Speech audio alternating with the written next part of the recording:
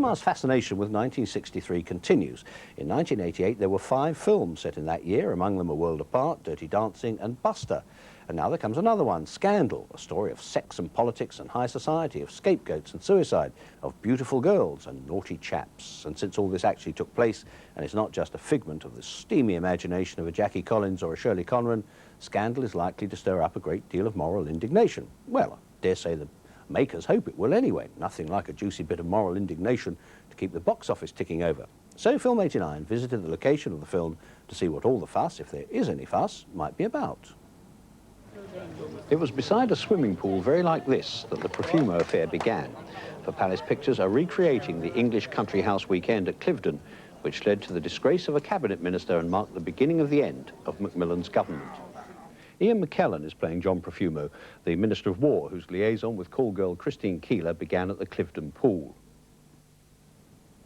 Joanne Whalley, much sought after since the singing detective, plays the nymphette Keeler, one of the 60s greatest sex symbols.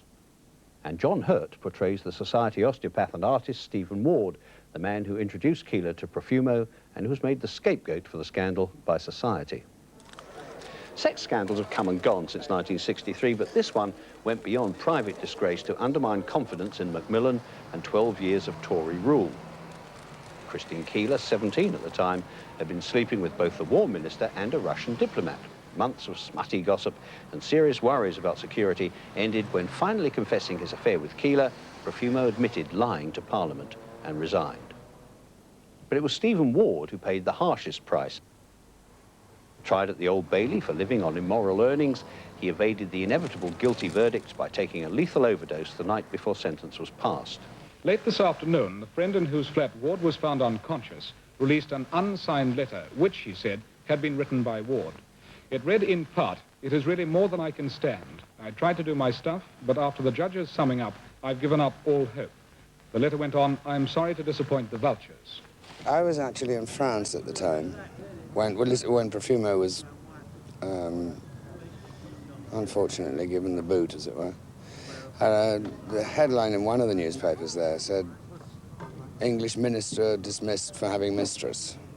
And the sub-headline was, "In this country, be dismissed for not having one." In Britain, they were less forgiving, and the sordid details have been rehashed ever since. Now, 25 years on, Scandal is sure to anger and sadden many who accuse the film of sensationally raking over the past when the participants have suffered enough. Why resurrect the whole thing? Sure, I think you're talking about John Profumo. Yeah, sure, he's suffered, sure, but so has Lucky Gordon, so is Christine Keeler, so is Mandy Rice Davis. Stephen Ward's dead. You know, I mean, you can't tell the story of Stephen Ward and Christine Keeler, which is what we're trying to do, without mentioning John Profumo. We have been very, very careful to cast someone, an actor who is, I think, probably one of the great living Shakespearean actors, McKellern, in the role of Profumo. His integrity, one would hope, would be enough for any critic to know that we're not mounting a witch hunt on Profumo. But of course one has a very a difficult personal relationship with the character, who's still alive, who probably doesn't want the film to be made. I decided in the end that the theme of the story was more important than anyone who had been involved in it. And those themes are not, of course, the near tragedy of a man's career being broken, but rather the themes of hypocrisy in government, in Fleet Street, and in the judicial process itself. That is the story of this film. Yet, if you believe some of the advance publicity, the story of this film is rather different and extremely raunchy. It's no doubt this, rather than establishment hypocrisy, that the producers hope will drag in the crowds. Action! All right.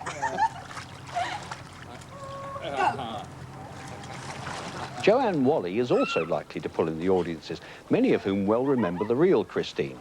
Miss Whalley has her own share of the kind of sex appeal Miss Keeler possessed, and in Scandal she looks extraordinarily like the woman she portrays. I do, I know, it's a shock to me. I didn't think I'd ever look this much like her. And we did work on it for a while.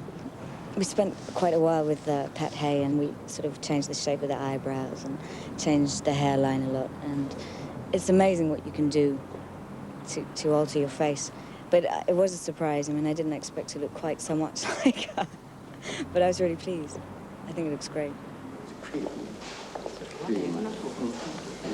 And this is my favourite painting of my favourite city. That could be you and I in the gondola. The trees, I mean, they have such fine brushwork. Do you agree? It's lovely. Yes, it's a lovely painting. Yes. You have never made love until you've made love in a gondola.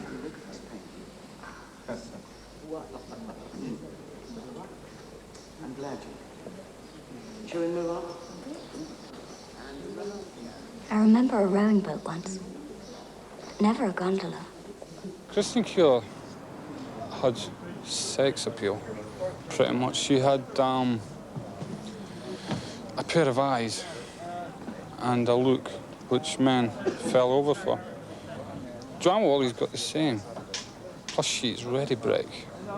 She has something, she has a quality which I would not compare with any other living actress. She has the quality to walk into a room and for every man in that room to turn around and want to know this woman. On your marks. Get set. Go! Come on, come on! Keep going.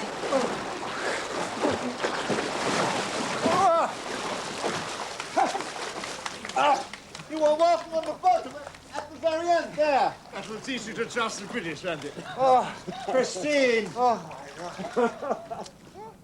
Scandal opens at the beginning of March, and we can all decide then whether it's well made or whether it should have been made at all.